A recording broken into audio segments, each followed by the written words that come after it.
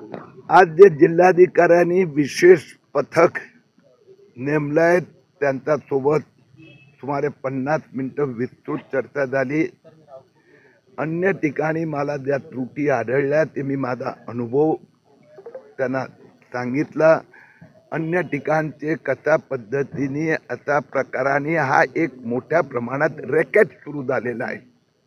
भिवंडी असो, गोवंडी असो किंवा अंजनगाव असो की मालेगाव असो, तरी हे कुठलं तरी ग्रुप मोठं काम करते। त्याची मोडस ऑपरेंडी मी त्यांना समजवली आहे।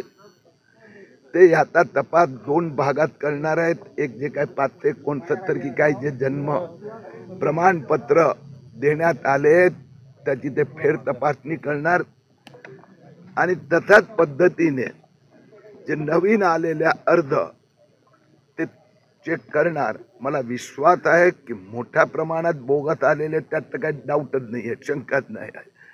पण जे हिते भारतीय हिते ज्यांचा जन्म झालेला आहे आणि चुकून, कारण की कुणाचं जन्म प्रमाणपत्र 60 वर्ष 70 वर्ष 50 वर्ष 4 वर्ष राहूच शकत नाही, तो जगणार कसं?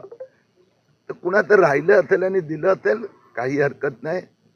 तर बाहेरची लोक बांगलादेशी रोहिंग्या आले आहेत, त्यांना परत जावं लागणार। तुम्ही जेव्हा तक्रार केली तहसीलदारांनी असंही म्हटलं होतं की ही तक्रार आहे, या तक्रारीमध्ये कोणती तथ्य नाही आणि जी 11 लोक आहेत ते इथलेच आहे। पण आता तुम्ही जेव्हा भेट घेतली तेव्हा नेमकं काय तुम्ही त्या तक्रारीमध्ये सांगितलं?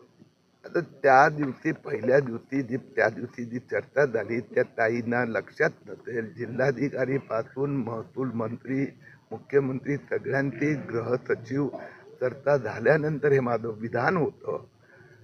आणि बाकी ठिकाणी कशा प्रकाराने फसवणूक केली जाते तर यांना आता पूर्ण सगळी तपास यंत्रणा यांच्या समर्थनात उभी राहणार। तर रेशनिंग कार्डचा पुरावा दिला, पण ते रेशनिंग कार्ड खरंच आहे की नाही, फोटोकॉपी, तर ती तपास करण्याची यांच्याकडे व्यवस्था नाही।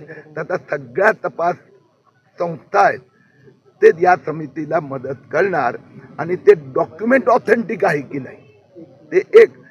त्यानंतर त्याचा जन्म खरंच झाला होता का, मग त्याचा आईचा, वडिलांचा, भावाचा, बहिणीचा, हे सगळं चेक केलं जाणार। सर, अंजनगाव सुर्जी आणि भिवंडीमध्ये तुम्ही तो प्रकार उघडकीस केला, मात्र राज्यात आणि केंद्रात तुमचं सरकार आहे, ही घुसखोरी रोखण्यासाठी तुमचा काय प्रयत्न असेल सरकारचा?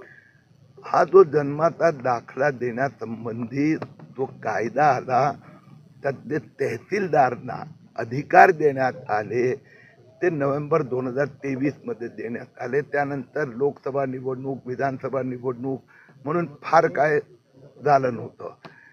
विधानसभा निवडणुकीच्या आचारसंहितेच्या काळात मोठ्या प्रमाणात हा गोंधळ सुरू झाला। जुलै ऑगस्ट नंतर सुरू झाला आणि लगेचच डिसेंबरमध्ये मी हे उघडकीस आणल्यानंतर मुख्यमंत्री देवेंद्र फडणवीस यांनी स्वतः मालेगावसाठी SIT बनवली आणि बाकी सगळ्या ठिकाणी पण आता चौकशी सुरू झाली आहे। राज्यात जर महत्वाचा मुद्दा तुम्ही विचारला आहे, निश्चितपणे केंद्राचा गृह खात्यांना पण मी माहिती दिली आहे।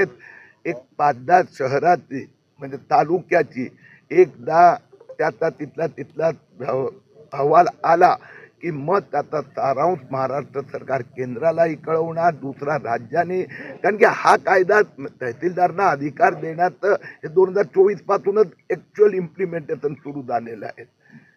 तर योग्य वेळी आपण त्याच्यावर नियंत्रण आणू शकतो। अशाच वेगवान घडामोडी पाहण्यासाठी आमच्या चॅनलला लाईक व सबस्क्राईब करायला विसरू नका।